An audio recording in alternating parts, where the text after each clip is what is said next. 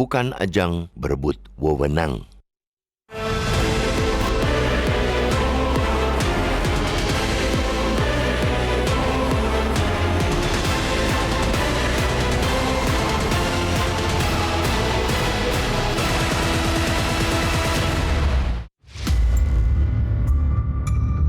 Revisi Undang-Undang Nomor 39 Tahun 1999 tentang Hak Asasi Manusia (UU HAM) merupakan momentum penguatan perlindungan hak asasi manusia, sekaligus memastikan kehadiran negara dalam perlindungan hak warga negara. Selain memperkuat promosi, revisi itu juga memuat poin-poin perlindungan, pemenuhan, dan penghormatan HAM di Indonesia. Sayangnya, perdebatan yang mengemuka belakangan justru bergerak ke arah yang berbeda. Revisi Undang-Undang HAM mulai dibayangi oleh kesan adanya perebutan kewenangan antara Kementerian HAM dan Komisi Nasional Hak Asasi Manusia, Komnas HAM. Di tengah fokus utama dari pembaruan hukum ini yang mestinya diletakkan pada pemenuhan hak-hak masyarakat luas, substansi perubahan undang-undang malah menyempit pada urusan ego sektoral. Dari draft yang diterbitkan, pemerintah melalui Kementerian HAM yang menjadi inisiator dalam revisi Undang-Undang HAM mencoba mengalihkan sejumlah mandat yang selama ini dipikul Komnas HAM.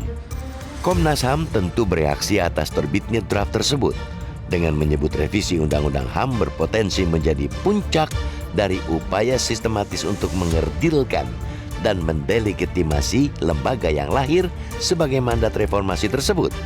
Salah satu yang menjadi sorotan ialah ketentuan yang mengharuskan hasil kajian Komnas HAM disampaikan kepada kementerian untuk memastikan kebijakan berperspektif HAM. Di atas kertas, mekanisme ini mungkin terlihat sebagai bentuk koordinasi. Akan tetapi, jika tidak dirancang secara hati-hati, aturan tersebut dapat menggeser posisi Komnas HAM dari lembaga pengawas independen menjadi bagian dari rantai birokrasi pemerintah yang justru menjadi objek pengawasannya. Logikanya sederhana, pengawas yang efektif harus memiliki jarak yang cukup dari pihak yang diawasi.